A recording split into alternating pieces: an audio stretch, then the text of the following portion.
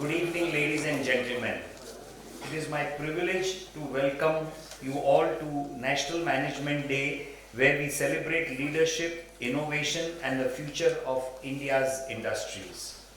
Today's theme, India Tomorrow, Unlocking Industry, Innovation and Talent, perfectly reflects the vision of Dr. Vikram Sarabhai, a pioneer who not only founded ISRO but also established Ahmedabad Management Association, more easily known and famously known as AMA, with the belief that scientific progress and managerial excellence go hand in hand. We are truly honored to have with us a distinguished personality whose contributions to India's space program have been monumental. Dr. S. Somanath, former chairman of ISRO, a distinguished scientist,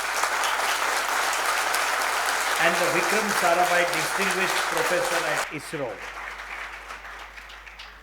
Under his leadership, India witnessed remarkable advancements in space exploration, including the historic Chandrayaan 3 mission, which placed our nation at the forefront of lunar research.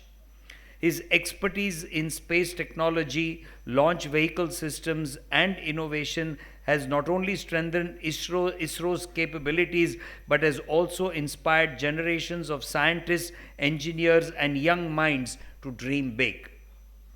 Dr. Somnath's vision and dedication perfectly align with today's theme, unlocking the potential of industry, innovation, and talent.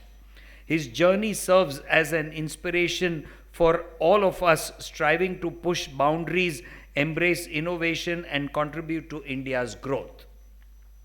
On behalf of Ahmedabad Management Association, it is my honor to welcome and felicitate Dr. Somnath for his invaluable contributions to science, technology, and national progress.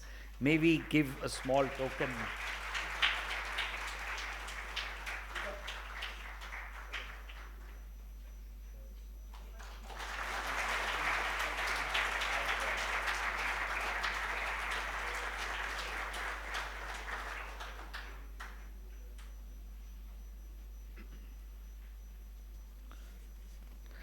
Sir, we express our deepest gratitude and respect for your extraordinary leadership and achievements and hope to get valuable insights from you on today's subject.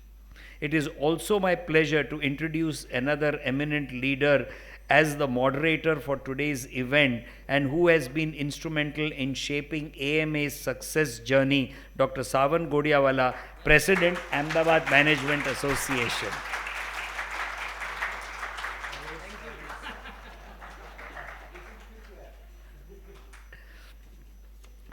With this, I request Savan Bhai to take over the proceedings and start the conversation for all we are waiting today.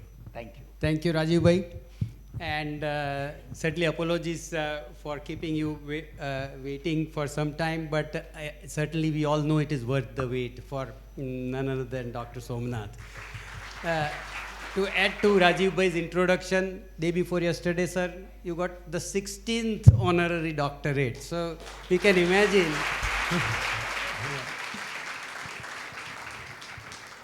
and so many things that he has done and making all of us proud, making India proud on the global level, global front. Sir, you preferred and ideally that this becomes a fireside chat. So we would you can generally communicate some points that you want to, and then I can take over, ask you questions, or you want me to start asking questions, and then we'll open up to the people at large also, the audience also to ask. So how are you comfortable? You want to give some background before? Thank you so much. I only want to thank each one of you for having me here to come to AMA and to be in your midst is really an honor. I think there are a lot of pioneers who did wonderful work in creating the management culture. And also the pioneering efforts of AMA is well known. I don't know many faces, some of them are familiar, some of them are not familiar to me. Want to thank each one of you for being here today. For me, it has been a great journey in ISRO, though I superannuated, but it's not an end of a life. So a lot of things still left to be done. In the sector which I was working in the space sector, it's really an exciting sector. Not just what I did, but all over globally. If you look at, a lot of things are happening in the space sector, and the rapid pace at which it is changing, and the new vision and approaches that are being brought to the sector makes it very lively and worth to watch, and something that we need to emulate and do in India. And this is something which I was so passionate to do. But of course, as a country, that our investments in space sector has been moderate, very low. To start with, when Sarabhai started the whole program, the conviction of doing it was there so much in him, but the conviction on the other side, the government and the funding was not that much forthcoming. And for a nascent nation who doesn't have an industry which is grown to handle complex nature of space technology, it was appropriate to do in a moderate level at that point. But he created a narrative which was important. The narrative was that it is for the people at grassroots level to bring benefit of the high technology to the grassroots level. This connect was made by Sarabhai at that point in time, which was important as a political message to the people, government to allow funding. Otherwise, it would have been cut down, and it was never allowed to happen. For a country, there were questions why we are investing in space technology. But then he was very, very tactful in creating that type of narrative, and he brought a communication satellite from US, and then showcased the site experiments of communication and how to connect with people through agriculture related programs, etc. Slowly the funds were coming from government, but in the last 60 years we remain very, very moderate. Though India is still a very leading space power, if you look at the overall investment that we have made in space sector is very, very small, very small. I look at our annual space budget versus our annual budget in space. We get hardly 12,000 crores. 12,000 crore is nothing in terms of the governmental funding that is required for a science and technology program. And is it good enough? Should we continue in this mode forever? And if you continue like this, where will we be in later years? You see our neighbors growing in leaps and bounds. Say, for example, I'll tell you that in India, we have just 53, 54 satellites in space. My neighbor has 500. So these numbers may be the one which will scare you, but it's not for competing with them. We should do something. We should create a case for us to work on, how to scale up. And we decided that it's very important for all of us to understand this and then create a business case for space. Of course, it is very prestigious to work in space. It is good to send a craft to moon and land on the moon. One first country to go and land in orbit around Mars, do some pioneer work. It's all fantastic. I think all of us love that. But ultimately, what for we are doing all of this? Is it for the same story that Sarabhai said, that want to bring the benefit of space technology for the grassroots? Or is it to create an economic activity around which there is huge business, industries, jobs created? Is it for profit that this business must be taken forward? Or is it for strategic reasons this country cannot be left behind compared to my neighbors? You need to identify what for the narratives are to be created today in space sector. This is a crucial issue we discussed in the recent times. We found that it is not possible for governments to create additional investments in space sector substantially. Of course, 12,000 crore is not a huge number. It can be increased to 30,000 crores. It can be increased to 50,000 crore, not beyond that. The budget of America in space sector, the governmental funding is $50 billion annually, both civilian and strategic. And our investment is $1.8 billion annually. So it is such a small number. And how do we really scale up? If I get $50 billion, can I do something? I don't know. Okay, we will be cash rich and not able to do anything. There are many challenges in space sector. The challenges involve what are the business cases for which we must create space for? Where is the markets for space to invest and create business cases? Which are the sectors that we must give importance that you become some leaders in some domain? And what are the industrial challenges existing in this country for us to scale up and make launches every week if I have to make a launch? Is it really possible in this country? These questions are the one we addressed, and we have answers. I think there are good answers available, and there are good models we started developing. In fact, I need another 1 hour to give an explanation on what are the thought process that involved in creating this type of long-term vision. And one of the important element of the vision is participation of private entrepreneurs into space sector in a big way, which we have not done. We have not done in the past because we thought that space is such a exclusive club, and which is a very secret work which you should keep it with the government. I think this idea has to be removed. And we have done that in the last 2 years. We made it very open and a public message to everyone that it is for private people, industries to participate in space sector and find a business case for it. This is first part. Second is government must also increase investment in space in areas which private will find it difficult to invest. For example, exploration, going to moon, building space station. It's not possible for private investment to come up and put money there. So those are areas, and similarly research and development areas, we must continuously invest to create the enhancing the technology strength. And then slowly this technology strength created out of public funding will move to the private at a later point when there is a profitability and business available. So this transitioning has to happen in next 5 years. Then our contribution to space economy will grow from hardly 2% of the global economy to something like 10% in the global economy. And this is a change which is needed. For that, there are many elements needed: the technology, participation of startups and companies in the space sector, governmental policy that will encourage these changes to happen, creating right type of human capital and training in industries, creating business case for ultimately. Because for whom that we are building rockets and satellites? Elon Musk is building his rockets for launching his own satellites. He has launched 5,000 satellites and he built the Starlink constellation. And everybody criticized him that who will take his satellites. But it was not break even for at least 6-7 years. Now he is making profit after so many years. And he has the capability to take the risk and then build the constellation.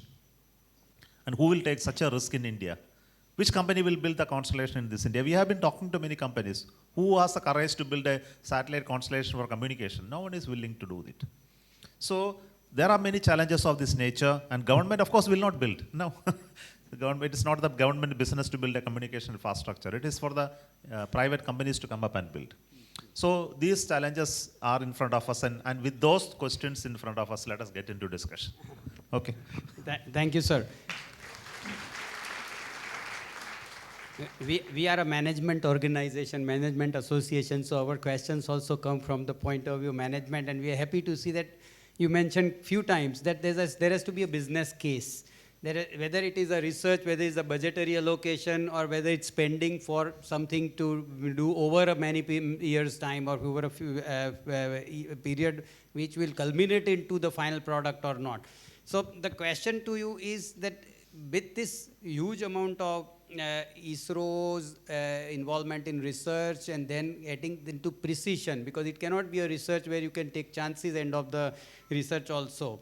What can be that principles which can be applied to transform Indian industries and more from the point of view of making them globally competitive? There are many elements. One is in terms of industries, it's sector-wise we must analyze. There is not a common solution for industries to become globally competitive. For example, if you look at the software industry, the IT services industry, we have made a mark of our own. Okay, if you look at pharma industry, generic medicines, we have made a mark of our own. But if you look at the synthesis, the testing of the medicines and various high-end medicine synthesis and testing and laboratory evaluation, we are not able to move forward because of the legal and many other issues which are involved. So, and if you look at space industry, we are at the right time to be competitive in globally. We have every element for it. You look at automotive industry, we are reasonably there, but then you need to create the next step of doing innovation and upfront research, which is not happening in scale. It is happening here and there. It's not happening in the scale that is needed to go to the next level. EV research, if you look at EV is also a similar area. There is a lot of scattered work happening, but not in a direction that is very transformative. There are many areas. AI, we started working on. Quantum, there is a national mission has been announced. It's some area where we can make an impact. 5G, 6G, expansion program, which is again a core technical area we can develop and then create an impact. There are many, many areas like that where India can work in, and the solution for each of them will differ. So some of them will require academic participation in a very strong way to do the research area. Some of them need scaling investment. That will be the one which will help you to become globally competitive. But ultimately, the whole of the business of the world is run on geopolitics, no, ultimately. And how well we are placed in the global framework will also decide how we are able to do business. For example, India has made a very important decision that you will become a weapon exporter. It's a great decision.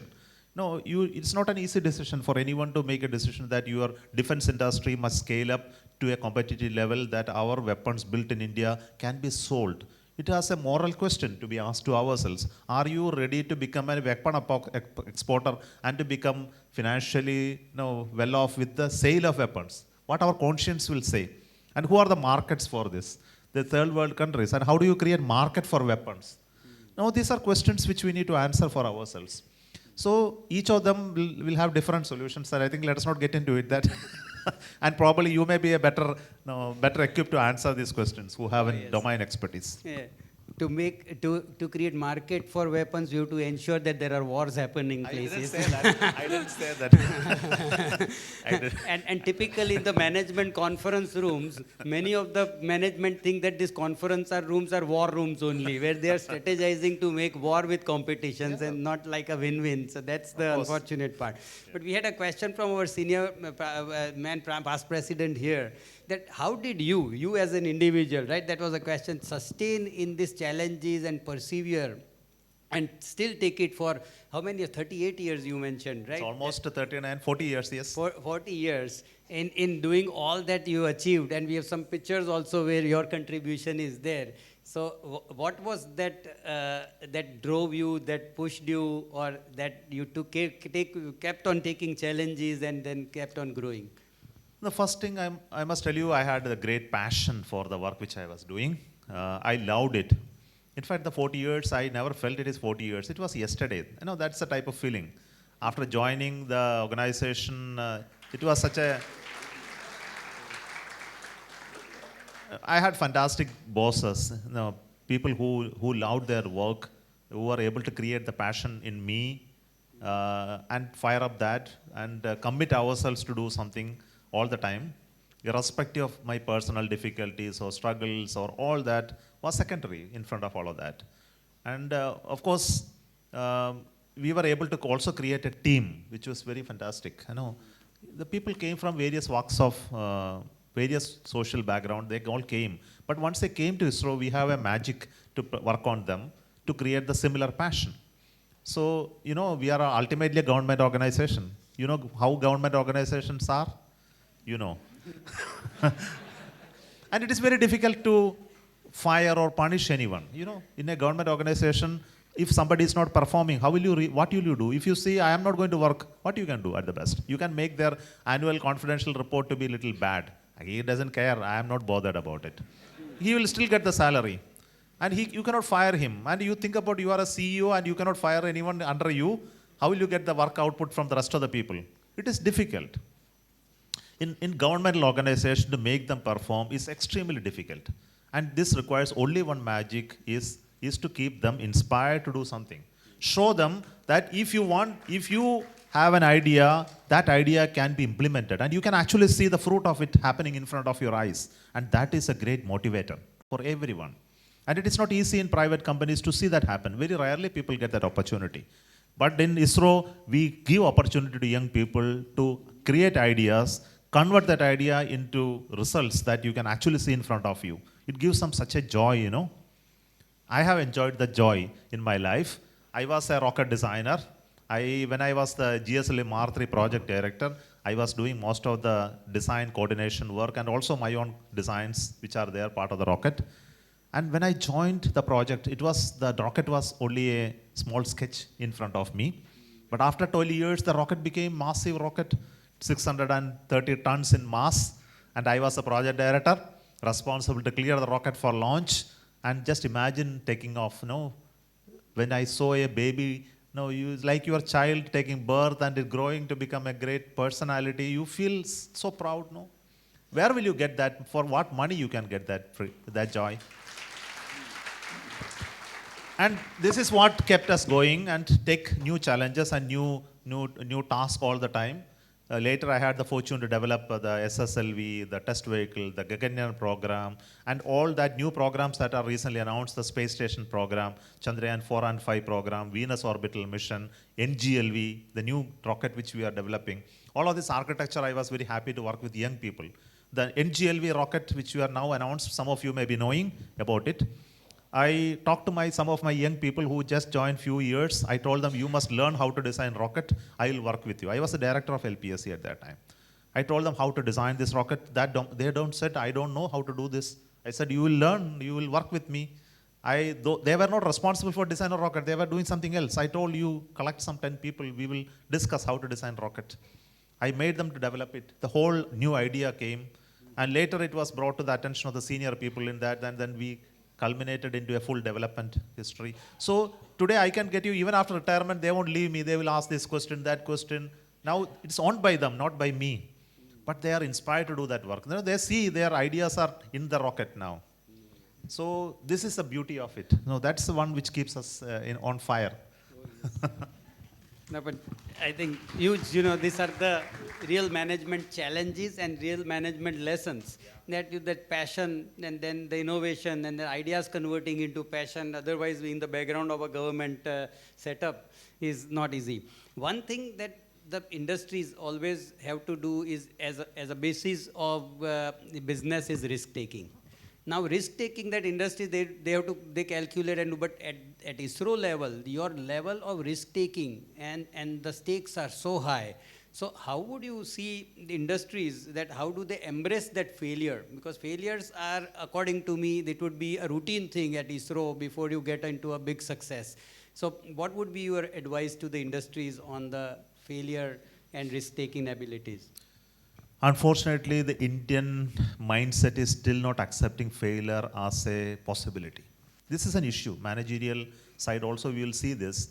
We don't like projects to fail. I like a new company coming up and ultimately failing. Many of the companies starting may not actually finally reach a successful conclusion.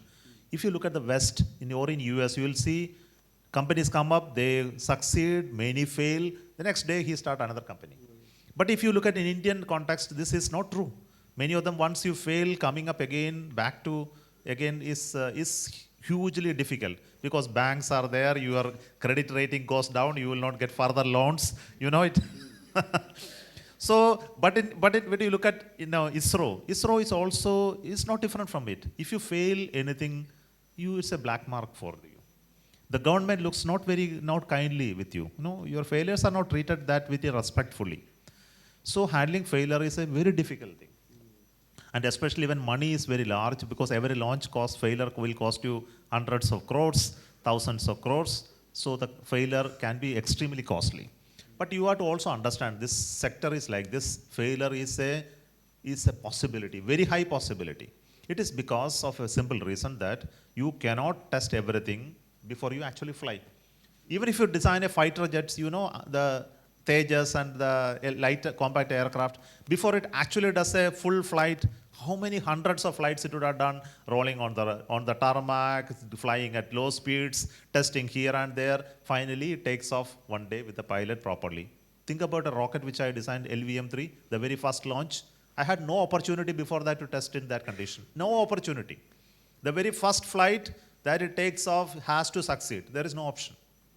And you say it should succeed? What is that you are telling?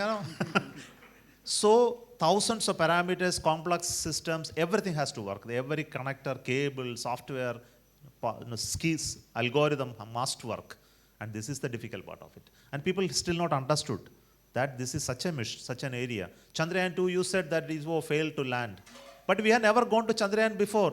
We have never gone to moon and tried to land before. This is the first time I have gone. I have no experience of going there and landing, even on Earth, for example. We are not able to do this. And you are expecting us to succeed in the very first attempt. And unfortunately, this is the beauty, this is a risk, and that's why it is exciting. And for that, you need to put all our minds together.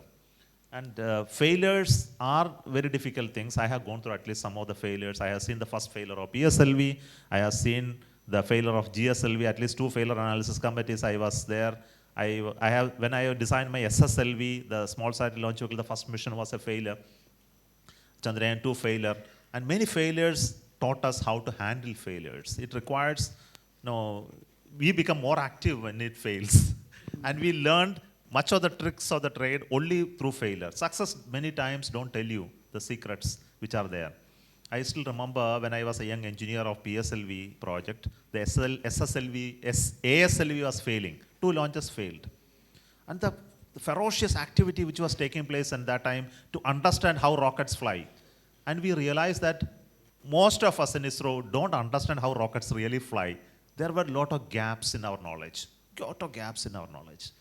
And this came out very evidently through failure. And we learned it. And nobody was coming to teach us. NASA, ESA, nobody will come to teach you. It will be learned in the hard way.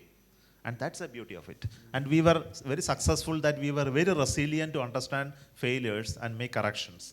And it's only because of the personalities involved at that point in time we were able to handle this. So they say failure is not a person, failure is an event. Yeah. And then the gentleman fails 10,000 times to invent an electric bulb. So that's, if we call it a failure, he would have not done the second time or more. But on the budget part that you mentioned, that US would have $50 billion versus India, which would be a fraction of it, and 50 billion would be some 4.5 lakh crore in the Indian rupee terms. But from the point of view of cost, because this is a big news that when you launch, and if I mistake not, Chandrayaan, and then it was at a fraction of cost of other countries, their satellites being launched. That how did you, because it has to have a out-of-box thinking. If you were copied, or you would have gone on the technology where NASA's are going to be launching the vehicles, then it would certainly be that. So how did that happen? What was that, I would say, intelligence that you could get, or the intellects that you could get in thinking out of the box? And what could be that the present management could be learning out of it? No, first I must tell you, the cost cannot come down drastically because of the material that are involved in building this are the same. Aluminium. It costs you per kilogram cost in India or in US, more or less the same, only the exchange rates difference. Steel, electronic parts. Actually, they will be costlier in India than in US, let me tell you, because aluminium for building the rockets are coming from Europe. Electronic parts, chips are not made in India, it's actually imported. And the steel, of course, is made in India. But many of the items are actually coming from outside, and there is no way they can be made cheaper than that you can do in US or Europe. Then what is the magic, you will ask? The whole magic is in terms of the various components that actually peripherally available to build a system. For example, one of the principles is that while you are actually doing costing, because I had done a lot of costing work in my projects, reports writing. In fact, LVM3's project report was written by me. I was the member secretary of the committee, how to write the costing. So when you do the costing, we have been trained internally to look at the frugal way of doing it. First, you must make your mind that you are going to do it at a lowest cost. If you know how you are going to jack up the cost, those who are written project reports, you know very well how to jack up the cost. You know the trick, no?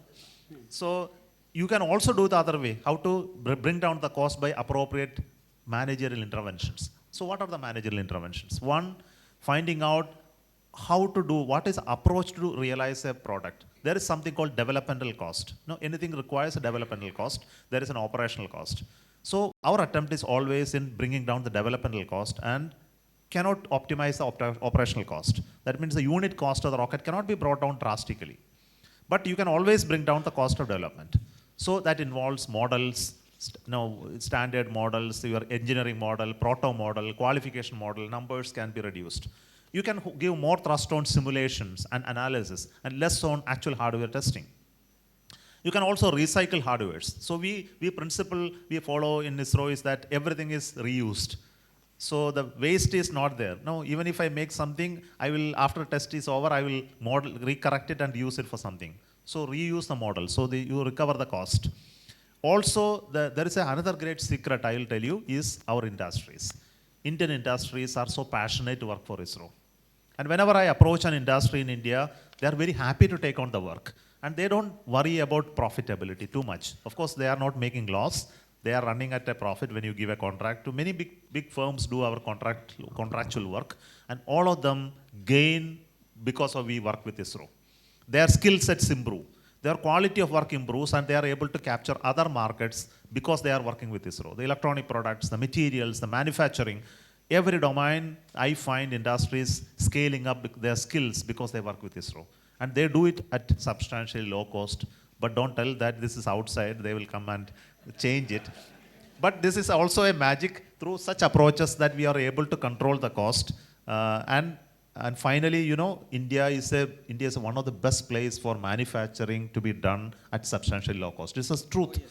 Compared to global standards, you are able to do high-end manufacturing at substantially low cost because the investments, the productivity is much higher than that you are able to do other places. And these are the secrets. But the cost of travel that after launching, that was absolutely a fraction, if I mistake not, right? No, that's a way of narrative, no? For example, so it involves the cost of the rocket, it involves the cost of the satellite, and involves all the cost of development. So all of the costs put together, and in fact, we have spent only that much. Okay, we are not spent too much money. I'll give an example. Possibly you will understand. We are recently developing a satellite called NASA ISRO Synthetic Aperture Radar. NISAR, it's called. And this one part of the payload is developed by USA. NASA JPL is developing that. And another half of the payload is done by India. And the main bus of the satellite is done by India, and we are going to launch. But the satellite, I understand, India has spent X amount of money for this satellite mission. The money spent by US is 5 times that. For the same satellite, for the same share of work, their expenditure is 5 times. I don't know what is happening in US really. I know I can do it in X cost.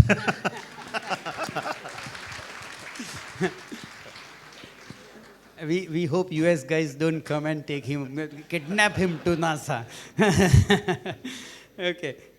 So, sir, we see a lot of private sector companies now getting into launching this, like SpaceX small satellites.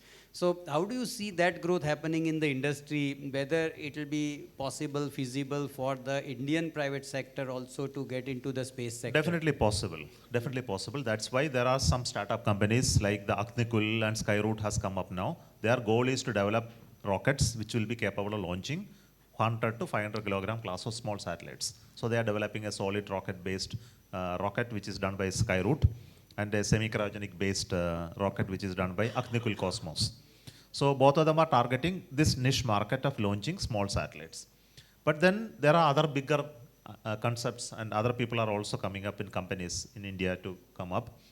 But then I will tell you, the market development is another issue.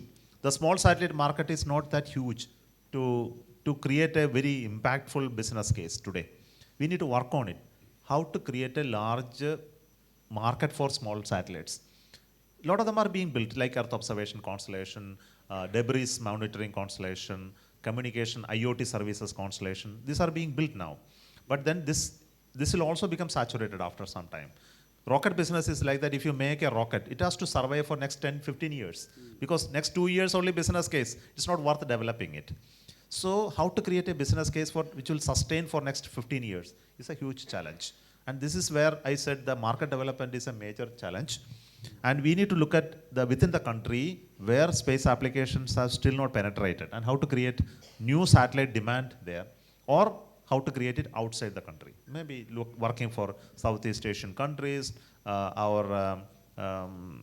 East Asian countries, or Africa, South America. There are still countries which are aspiring to become space. We need to go there and then create markets for whatever work we are doing. Otherwise, this business cases will not survive successfully with the profitability. This is a major issue. Correct. Another question is the founder, Dr. Vikram Sarabhai. He founded ISRO, he founded Ahmedabad Management Association, and we always feel very happy when we have this communication, this happens. Now, how do you see his vision so far as it influences the science and management in the industries or anywhere today? because you've seen very closely how it is the culture that is created at ISRO also, and you have a little flavor of AMA. But apart from it, it's more about Dr. Sarabhai's vision. No, I had no fortune to see him or come in contact with Sarabhai. By the time I joined ISRO, he was no more. But then his legacy lives in the organization. No, many a times, every time we participate, we hear some stories of Sarabhai, some way or the other, by the seniors who used to speak about it. I will share you some glimpses of it. Now, Sarabhai used to come to Trivandrum, where I worked. So he comes every month. His coming to Trivandrum was considered as a celebration. Sarabhai comes in his jubba and kurta and chapel. He will come and then he will go every lab, and every engineer is interested to showcase something to him. That time when Sarabhai was there was no rocket program. There was no satellite program. He was just started the space program, and every lab was developing some technology or the other. There was no satellite to be built, no rocket to be built. So they will come up with some idea. He will do this testing. He will congratulate everyone. He'll go, and morning till whole night he'll go around the laboratory and then see this and encourage everyone to work on new things. One of the important quality he developed at that time, possibly Sarabhai was successful in bringing at least 20 people from US and Europe who were leading in this area. Influenced them. They were top scientists or working in many laboratories. He told them to come back to India and work in very difficult environment back in India. On the sheds and places they worked, they contributed to develop that knowledge that we have today. And he was inspiring them to come back to India and work. And that leadership was also fantastic, that he was creating a non-hierarchical management structure, which we follow even today. That though I am chairman, I will speak to young people freely. They have an access to me. We don't stop that type of only senior people only will talk or nothing like that. We go to the same canteen and take food. Okay, we deal with people at equal level across the hierarchy. You can, in review forum, suppose a chairman is sitting and a young fellow is there who happen to come and see, he can still ask a question and I am bound to answer him. If you think that he deserves an answer, I can ridicule him. And we create such an open discussion forum. Possibly some people follow, some people may not follow, but actually we created such a very conducive environment where you can actually learn and grow. And this is what Sarabhai created there. Legacy of Sarabhai is primarily in creating a leadership, open system, transparent interactions, all of this. But then I will also say, when you speak about Sarabhai, after Sarabhai's demise, there is another leader which is very important, is Satish Dhawan. And Satish Dhawan also changed the whole nature of the work of ISRO and converted this random wax of R&D into projects. I think management people understand projects. So the concept of projects came only when Satish Dhawan came. The initial years were all random walks. Sarabhai was so keen to develop technology here and there, but he was not giving a direction. Do a SLV3, do an IRS satellite. That was not there at that time. When Satish Dhawan came and he said, now time has come for us to identify a project. Then came SLV3 and Kalam. Then came UR Rao and the satellite, Bhaskara, Aryabhatta and all that came at that time. And that gave all these random walks now focus to create that two launch vehicle and satellites. So these two fellows like Sarabhai and Satish Dhawan created that initial, that overall architecture, all of this, which is now taken forward. Every chairman is aware of it, taught about it, and we try to imbibe as much as we can. Yeah. Wonderful. When it comes to AMA also, every time we use this word, there's a legacy. And that legacy which continues with so many past presidents, so many leaders that we have got also at AMA. And certainly at ISRO, it's a huge amount of responsibility more than anything else. So one last question I will ask, and of course I have more questions, but then we'll open to people also, audience also, to ask questions. We can have the microphones if you want to circulate that.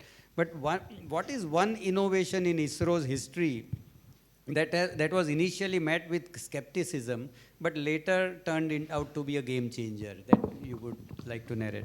Definitely cryogenics. Okay.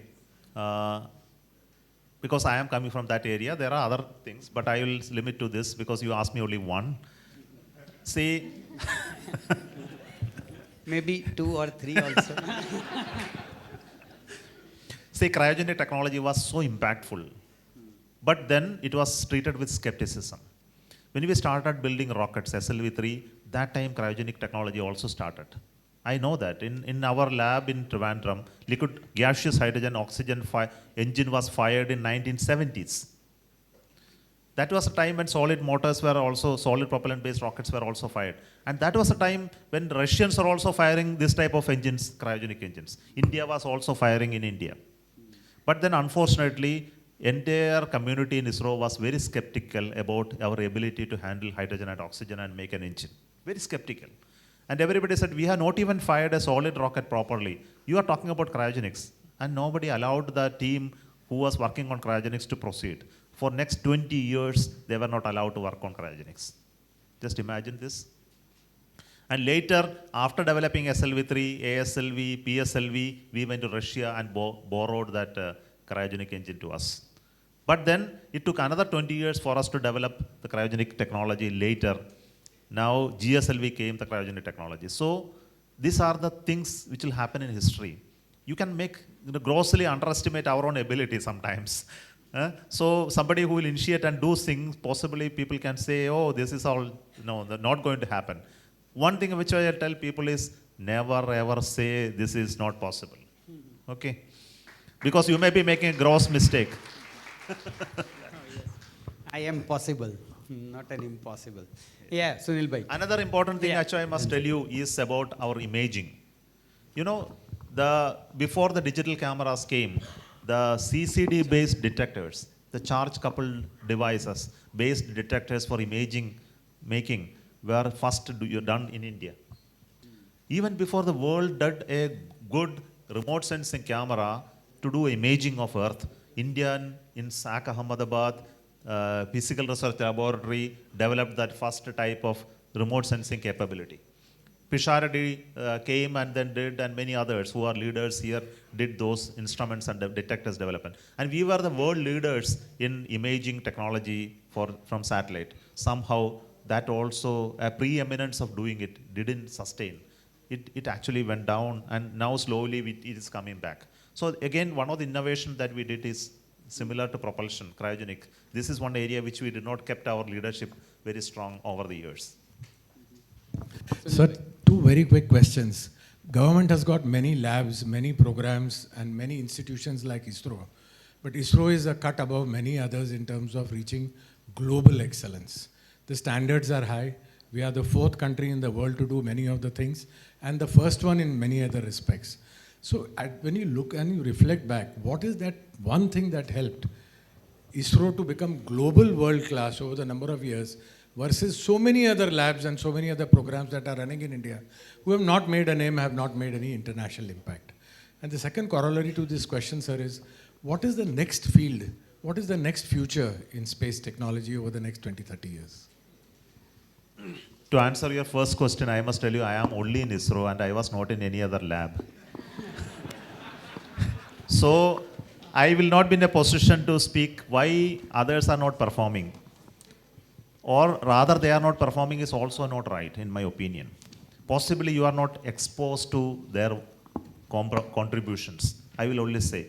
I have an experience with some of the CSIR laboratories. Fantastic work they are doing. And possibly, I will only say you, possibly ISRO is more vocal in or visible in terms of their work that you are doing. Rockets, when you launch, you can actually see them. Satellites launching, they had see them. But CSIR labs, which are running across the country, there are 30, 40 labs doing fantastic research and front-end research in many domains. I will also tell you the defense research and about DRDOs. The missile program where Abdul Kalam had led actually produced one of the finest of the missiles that India has ever produced. The Agni series, the Prithvi, the Nag, and many, many others. There are problems that we faced, like the development of transport aircraft. India was successful never in making a transport aircraft or a fighter aircraft of a significant magnitude. Or we were not able to make an aircraft engine of a significant, though we have made cryogenic engines and big engines, we were not able to make an aircraft engine. It has its own challenges. And there are many, many, for example, we never ventured successfully into making high-end computational chips. Electronics revolution has not happened. Though originally there was the CDAT and many other laboratories where they established, but it didn't taken forward to develop leading electronics development. It all goes with some of the management aspect of it, the leadership issues which are associated with that, and typical government problems that can happen if the original vision of its founders were not established in the organization for long years. This is a very important issue. But I can tell you that it's not ISRO alone. I think many of the public sector undertakings have done fantastically well. Look at the railways. No, you see railways is an inferior organization? I don't think so. Railway is one of the finest of the engineering organization of this country. The type of expansion programs and it's happened in this. You look at the telecom sector, what is really fantastic today? Today we have a mobile connectivity which is the best in the world and the cheapest in the world. No, I will tell you that. Look at the agriculture. We were 35 crore people once and we were starving at that time. And today we are 140 crore people. Are we starving today? No. Why? Where is the magic going on? How the agriculture has grown to a level that we are being supported, 140 crore people. So fantastic things are happening in this country. Look at the road network that we have developed. So I will tell you, public sector and government is working fantastically very well. Of course, there are deficiencies here and there, but that is not an important issue. I'm very happy that ISRO is able to be showcased as a successful thing. I want everyone, every PSUs and places where they have done well, let them showcase. I think India is a very powerful country to do things, no? Let us not be ashamed of anything.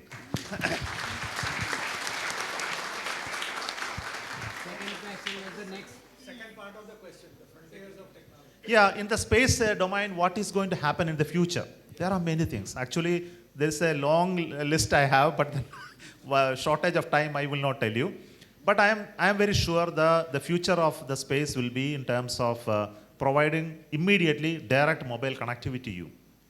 Today, you are looking at mobile and the towers are there which will give you connectivity. The streaming of internet at very high speeds will come from space, which is going to happen in next 3 years, 4 years of time. Earth observation and remote sensing, signal intelligence is going to be very, very powerful. Everything that happening on Earth will be watched from space at very high resolution, including you are walking, where you are going, all that will be watched. Your telephone calls will be tapped. Your signal will be taken, unless you encrypt it with quantum. Okay.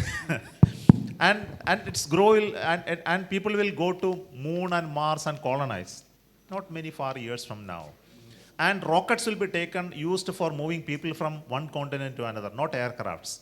Because today you take 16 hours of flight from America to Australia, it will be over in 30 minutes. And rockets will be available for you to travel like that. And that you will go, instead of going to airport, you will go to rocket station and take a flight to go.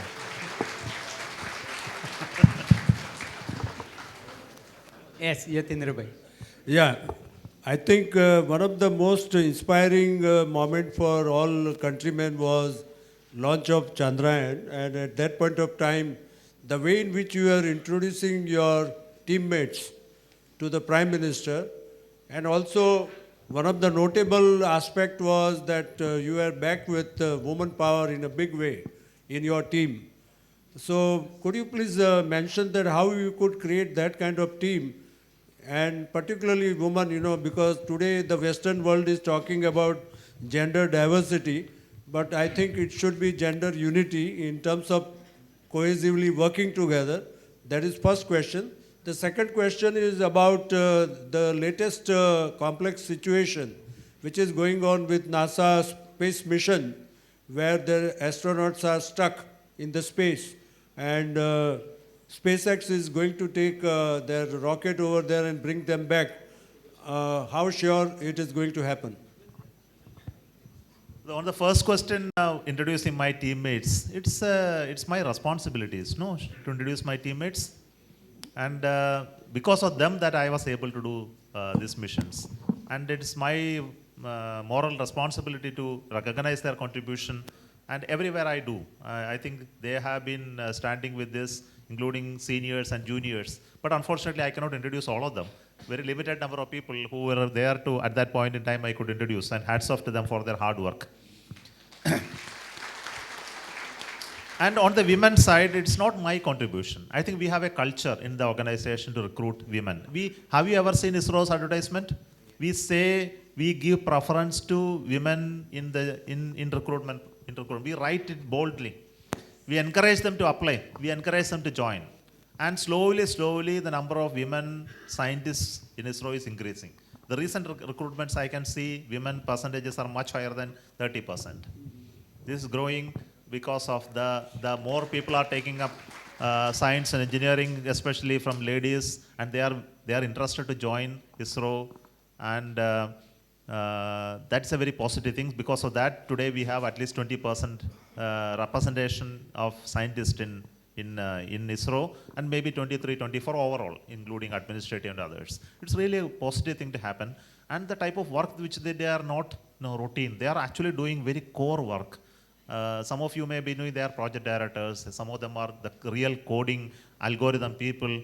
Some of them are the core designers of them. So not a supportive role at all. They are doing the core responsibility, and it's very important to showcase this to the whole of the country, to show there are a lot of women working in space sector. I think it's a very great thing to happen. Now, coming to your last question of Sunitha Williams coming back, definitely she will come back. I can only tell you,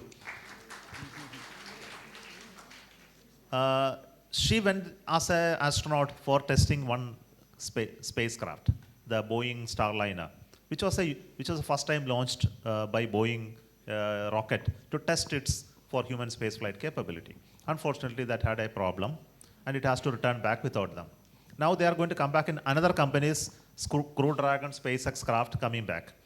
You can understand when two companies are competitive for doing this, there will be some issue.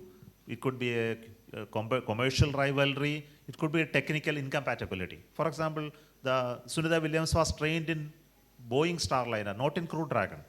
So their suit, which she has, is not a Crew Dragon suit. It's a Boeing Starliner suit. And her interaction with the machine, he wouldn't have been trained to handle in Crew Dragon, which is not the regular flight for her. So these type of things will take time for them to understand and solve technical issues, train them to appropriately, negotiate with these two companies to arrive at the cost involved in bringing them back. The cost will be too high. I know the cost is typically $300 million. So they need to negotiate and fix the price, fix a slot, all of them. So all of these are going on, and we are unnecessarily making a news out of all of this. They know how to solve the problem. It is their problem. Okay. Please. Namaste, sir. So when we talk about India tomorrow and unlocking innovation, I want to ask a question about children. So when to nurture their curiosity or scientific aptitude and attitude, one thing we see is exposure. So we try to give that. What other things you suggest to enhance that? To increase the scientific curiosity? Yes, sir. Okay. The first and foremost is to create an ambience in whichever way you have. For example, are you working in which place? Sir, I have my own endeavor, initiative called Sinotech. Okay. So in schools and colleges, you need to create an ambience which will actually don't promote mugging up, asking Absolutely, questions. Inquisitive nature. For example, small stories related to our universe itself enough to create that inquisitive and interest. So create that nature of questioning and nature of discovery, which is the modern way of teaching and learning, not mugging up. Yes. So second is allow them to experiment, make their hands dirty. Many a times this is also not happening. Experimenting, trying to find out. This is also nature of the new learning processes which is involved. Thirdly, allow people to go and experience things which are different, because the world is so fantastic. For example, looking at lectures of great scientists. You can Yes. actually YouTube and many others. There are Yes, possibilities. sir. To today. answer this, I think I can answer that we thank AMA for allowing them to hear you. Oh, there And are it's many. absolute We pleasure, have sir. few Thank kids you. over here, Thank you sir. so much. Because I got inspired by such things. I read Absolutely. some books, I heard some people, and that's through that I created my interest and enthusiasm in this. So everyone can really happen, and your career deciding periods make them exposed to these type of things. Thank you so much. Thank you. They should start learning about rockets, because they are going to travel in rockets, not the planes. We'll have two more questions, last two questions. Yes, the lady in the center.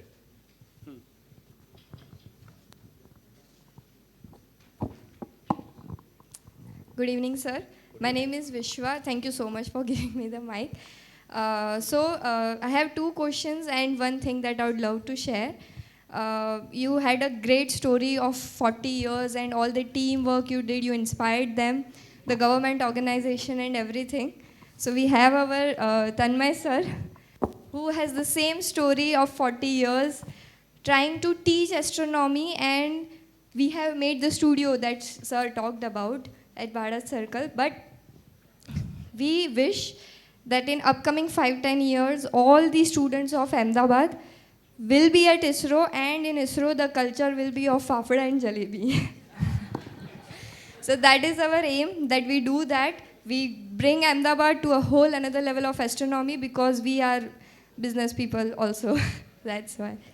And I have two questions, sir. One is that when Chandrayaan 3 landed, that one thing that was the success that we wanted to do was that Chandrayaan 2 failed, so we wished ki it lands. But we never, ISRO never declared about the HOP thing, about bringing back the module, which was for Chandrayaan 4 and 5 sample back. So why didn't we, market that thing also? Why did we keep it a surprise? My dear, I never planned those two things. Oh, wow, amazing. See, all those came as a later idea. It landed, and I was there in the control center. Our landing happened. The rover door opened. The rover came out. There were some initial hiccups. It came out, and we were able to move it around 100 meters. And we are doing the experiments, and all data has been collected. And then another 2 more days to go before the dawn comes, the night comes. Okay, we were happy with all the result, etc. And we found that there is enough fuel left in the Chandrayaan lander. And what more we can do? I was going around and talking to people. What we can do now? Now we have accomplished all our goals of the Chandrayaan 3. And what more you can do? I discussed, why don't you restart the engine and go to another location? I asked them. Immediate reaction was, no. How to, because it is already deployed, I have to fold it back. And then ensure that it will fall back. If it doesn't fall back, again it goes bad. So everybody was a little skeptical. Why should we do? Then I said, nothing doing. I think we have 2 more days to go. You must find out a solution. So immediately my team sat down. They have to write a new code, new software, because it is not there in the software and the whole thing. Restarting and going from there. It is not written there. So they wrote immediately another code. They put it in our simulator. We have a ground equivalent system, and tried out whether it will work. The valves have to open, it has to generate thrust, it has to control system has to work in the transient. There are so many technical issues which I will not discuss with you. And they simulated and seen that it will work. Then I said, why don't it go some 30-40 meters away? Then immediate reaction is, no sir, it will topple. Then if it topples, it will be a bad name for us. I think, what bad name? Let it topple. What is the problem? Then I said, then again, lot of objections. Finally, I persuaded the fire for short time. So they let it go up and then come down. Oh, wow. That much I did. Amazing. Okay. And then one more thing, that bringing back that other one. Same thing happened. Chandrayaan 3 program, the night has come and this is still rotating around sun. Then I asked, what is going to do there? I asked them. It has done its job of communication with the lander. Lander is already dead. Now we found that it is not going to work any longer. The night was over and we found it is not waking up. Then the orbiter has no job to do. So why you leave it in moon? Let us come back to Earth. Anyway, we have to bring back to Earth. So what technique we will play? Then again, my team was sat together, software, computer simulation, everything. Then we got it back by some thruster firing. So these were innovation of trying out, do something differently after it was never planned. So it was not a secret. wow, great, sir. Thank you. Thank you so much, sir. Sir, one more question. Sorry. Quick and crisp. Short. Sir, we developed a new website of ISRO, I guess, few years back. So if we compare the website with NASA, why we have a great team of engineers, computer engineers in India, IT engineers itself, why our website is not that interactive for us that way? Because Gen Z people love that. the websites, the apps, and everything. We can attract them through that. That's why. I fully agree with you. I will convey this once again. When I was there, I tried to make a lot of improvements, but I understand you are not happy with it. Please bear with me. Thank you so much, sir. And these are the target, you know. This any young guys over here have a question, I would like them to ask, because maybe some advice to them. These are our future scientists, hopefully. Namaste, sir. We both, oh, sorry. We both are a part of our college's rocketry team. And as we joined the teams, we expected to do a lot of research and development. But we were faced with many logistical problems in terms of team management and keeping the members, around 8 to 20 members, inspired. They are all passionate about what we do. We do rocketry, basically. And so how, as you are a leader, can you share some experience to scale down from ISRO to our little team, so what we can do to And also, sir, like how to design the project. We were discussing about how to segregate the work 2 days back, and this was a very difficult job. That how to segregate. We are just 8 to 20 people. Fantastic thing. I will be very interested to work with you. We will also be interested, sir. So what we will do is, no, these are things which I cannot share with everyone else. Huh? I will share with you. Okay. Because you two people are there, I need to speak each one of you separately. I need to understand you. You know, no, the message I need to give each one of you will differ based on your ability. That I need to gauge. Okay? Because just now you spoke, I will happily connect with you through a video meeting. So if you can, some email, etc. My email ID you can note, but I won't tell everyone, otherwise they'll start sending. So we will connect over some video meeting and then discuss how to handle this. What are the challenges in team building? And I can only tell you one secret. 20 people is a nice team, but responsibility has to be taken by one or two. Ultimately, things will be done sometimes only by one. And he is the one who will drive those 20 and never show that I am driving. You know, you understood that? Yes, sir. It is very difficult. Okay. And that requires some people skills, no? How to drive the 20 people crazy, but at the same time remain very cool and do a lot of work yourself. You need to dedicate yourself to it. Otherwise it will not move. And every success story is out of passion of one person. One person, really. Not really 20 people or 200 people.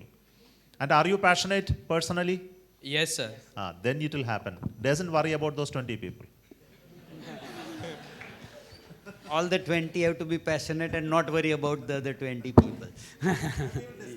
Maybe we have 10 more minutes, so don't worry, we'll take 2, 3, 4 Thank you so questions. much, sir. Yeah. Yes, somebody. Yeah, we'll have, you can give it to anybody. Of course, the youngsters are always a preference. Hello sir, my name is Jaitra Patel. Actually, my question is, I envision myself to be the ISRO scientist one day.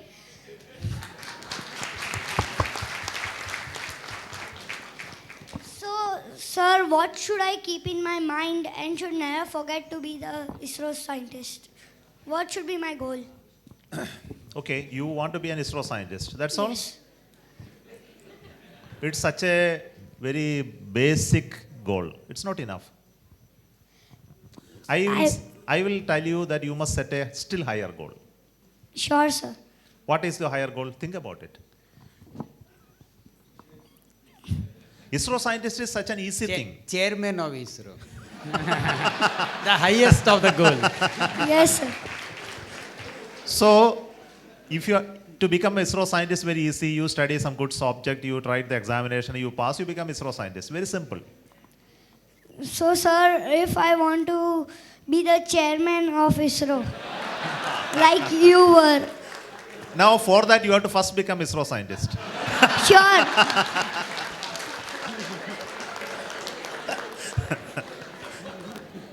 Thank you, sir. Okay.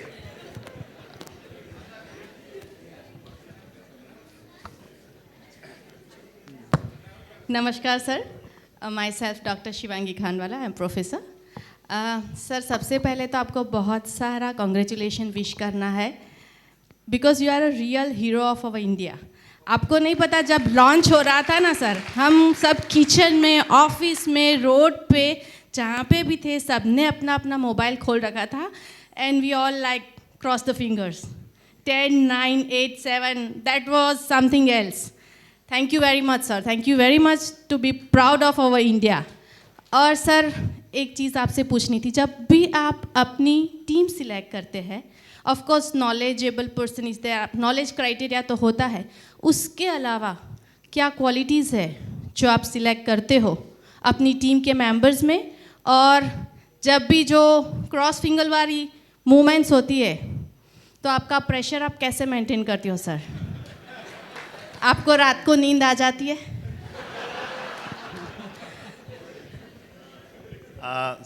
The funniest part is I had no much choice of selecting the team.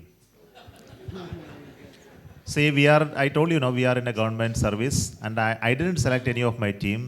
They are the one who are already there. So, how to make ordinary people extraordinary? You think that there are some exceptional people by birth? No, nothing like that. Everyone is very competent and capable. Only thing is you need to understand what is their strength and act accordingly. This is precisely what I told him also. You need to measure him. And everybody cannot measure. No, some people only have an ability to measure people. No, you need to be an extremely good in observing people and understanding what their strengths are. And then put them appropriately. Give them responsibility appropriately. And then you can expect wonderful things from them. And you give them something which they don't like, they are not competent, they are not capable, and expect them to do wonderful things. It will not happen.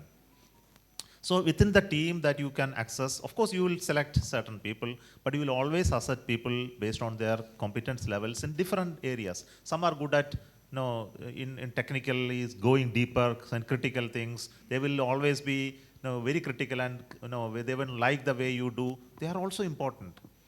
They give you a feedback which is never will not come from people who will praise you. Many a times I like people who are actually critical of me. No, they will give you the insight which you will never have. There are people who are good at giving suggestions and solutions under extreme conditions. They only have the patience. Some people have great patience. Some are movers. They will push things and get things done, but they don't have patience to go into finer details. You need many characters. It's not technology knowledge that is important. There are very characteristics of people you need to put at very, very places. And this is very important lesson Abdul Kalam has taught us. When he was SLV3 project director, I have studied from my people who has worked with him. They tell how he select people, how they put them people, how do you mentor them, how do you extract them, understand their language, their region, their taste. No, each are important. In team building, each of these are important. And you need to know personally people. And if you do not know, you cannot get guessed out of them. That's why team building is a very art. No, you put 10 people, you will not be able to do anything. You need to understand them and put them appropriately. And this is a very, very something which you learn only in ground level. Okay. Maybe we take one more question. Yes, please. Thank you so much. Good afternoon, sir. This is Apurv Jha, and the question that I have for you as a management student is, what is the research process like for a space mission? Like for Chandrayaan-3, how was the research done? What was the data gathered, and what frameworks were used by your team? Can you share a bit about that with us? A lot of things. I think again, based on the time, I think before we take up any missions like this, Chandrayaan, we convene a committee meeting called scientists, who actually are moon scientists. And they will ask them what are the pertinent questions that are important that need to be answered in a mission like if you go to moon. What exactly are the questions that you want to answer? So we list hundreds of questions, important scientific topics. We say with the global research happening on it. Then we will identify which all areas where we can contribute and what are the skills available in our scientific community. Next, how to convert these questions into instruments that can actually do measurements. Then we identify tons of such instruments, whether there is skill available within the organization to develop and make them. Then candidate instruments are sorted out. From that, shortlisting is done. And then we check whether technology is available to build them within this country using sensors or designs. Then finally, some of them are built and qualified and used. Then a mission is planned. And once this data comes, these principal investigators of these instruments will get all the data. And they will make these measurements based on this, they will make science out of it. So I will tell you in Chandrayaan 3, we have put 5 instruments.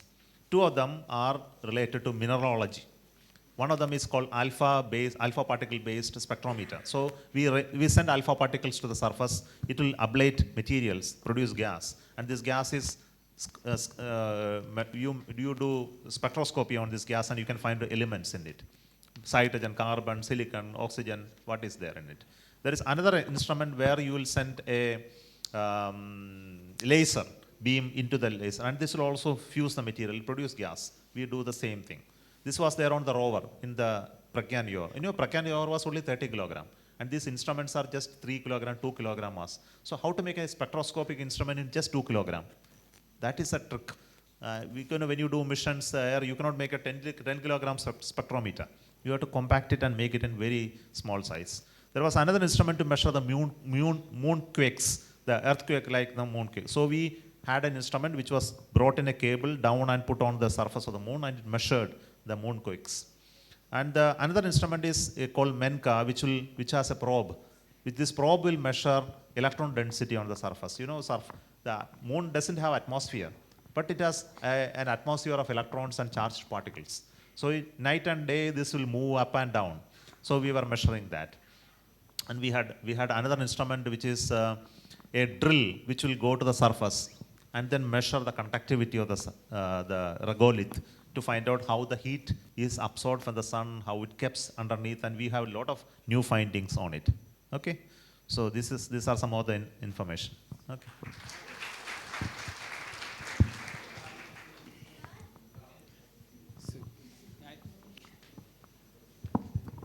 Means I was saying that I have heard some people saying that when we launch a rocket like Chandrayaan 3, some people fire this means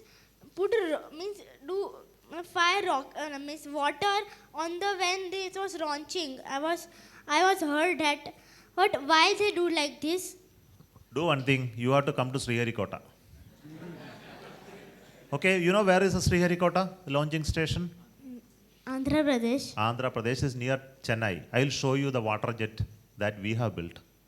It's a massive water jet facility. So we also send water. It's not heard. We are actually doing it.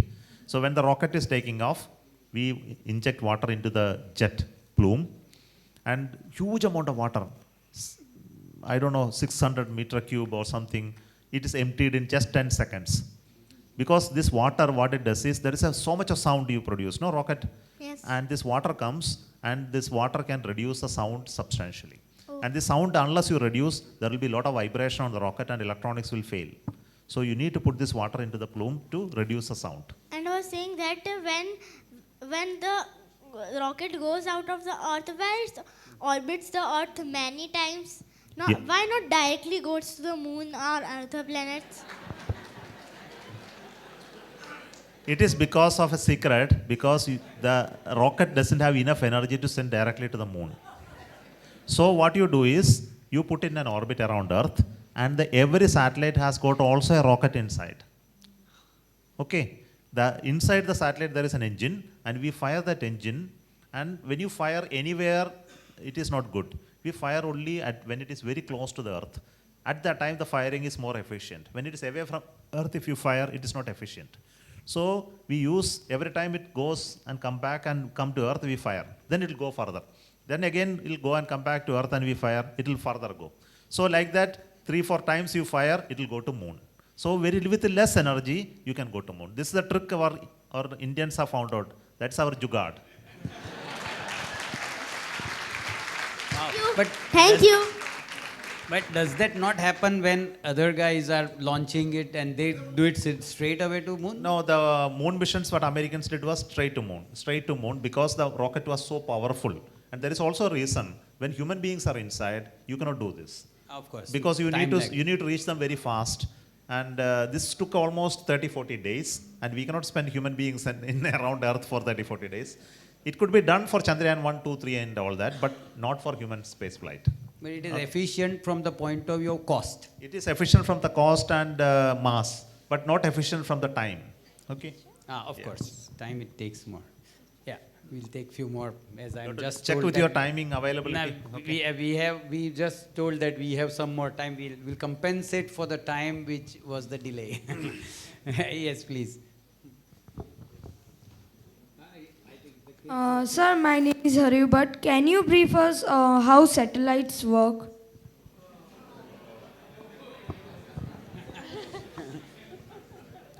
Okay, I will come to your level. See what all things you have. What all things you have? Ask your sensors. What are your sensors? You tell me. Eyes, ears, mouth, smell, skin, Yes. Panchindriya, no? Yes. You have 5 sensors. So essentially satellites also got sensors. It will have sensors of various kinds. It has something called accelerometers. It has rate gyros. It has cameras. It has sun sensors. It has earth sensors. So it will sense earth. So when satellites are injected in orbit, it will rotate around earth. Like moon, no? Moon is rotating around earth, you don't have to put energy, every time. It is always rotating. So once you give O to orbit and give a velocity, it will always rotate around earth. But to make it work, you need to have these sensors. It has to know where it is. For that, these sensors are used. It look at earth and find out now it is earth. It look at sun and find out. It can look at stars and say, I am in this direction, in this position.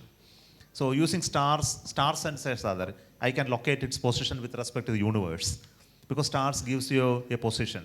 Then it can do so many functions. It can take photo of earth, like using camera, and you can do continuously take image and take the data and send it to earth through antenna. There will be antennas on satellite.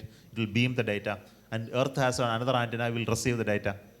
And we can send a command to the satellite. We'll send, now turn to the right, it will immediately turn. Okay, it has some actuators. It will turn the satellite left to right.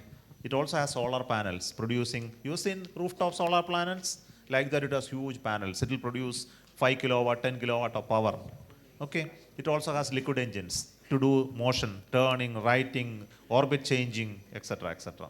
So many items put together, satellites are working. Okay. Maybe a connected question, and my level is the same when you said that his level. Maybe. So pardon me for my ignorance. But there's lot of debris would be there in the orbits, right? And this 5,000 satellites one company is launching and so many more come. What happens to that debris? And there would be some mishaps, accidents also? Yeah, there are mishaps. There are mishaps. Today, there are 20,000 satellites working and non-working. And there are 1 lakh big debris. Big debris means anything about 10 centimeter in size, almost 1 lakh. Everything below 10 centimeter, almost 5 lakh pieces are there. So it's a huge debris are there, but fortunately, the space is so vast. The distance between them is so huge that they don't collide. And if they are colliding, then we need to move them. So we do an observation from ground. And this network is available in various places. The primary information for this comes from US. During Star Wars time, they created a ground network to observe all the satellites. And they observe every object bigger than 10 centimeter in size, and it is catalogued. And every day you can get an information of the position of this object and its trajectory. And we get this data, and we use in a computer simulation, and then find out how things are going to move. And we predict for next 1 day where they will be. And if there is a possibility of collision, etc., we want the satellite operators to move here and there a little bit, or launching here and there a little bit. Changes are done. So this is a continuous activity.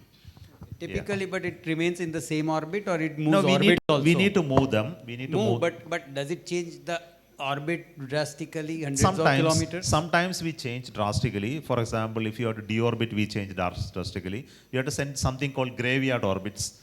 Geostation orbits, satellites are sent to graveyard orbits. In such cases, we move drastically. Such things are done. So I don't go into too much of technical things at this. Yeah, it's okay. I think we need to close now. I think the time, no, time is up. I think we need to close. I think, so we can close. Over to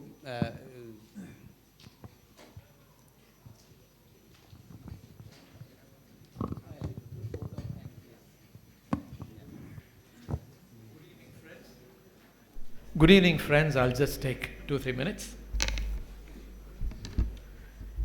It's an absolute honor to be part of this today's celebration, momentous occasion of the Management Day, National Management Day today. And today's discussion, the topic, India tomorrow, unlocking innovation, industry and talent, has been very thought-provoking and inspiring for all of us. On behalf of AMA, I extend my heartfelt gratitude to Dr. S. Somanath, former chairman of ISRO, for sharing his deep insights into India's space advancements and innovation-driven future. His vision and leadership continue to propel our nation towards new frontiers, and we are privileged to have had the opportunity to learn from him today and from the wonderful interaction and the questions, especially from the young audience.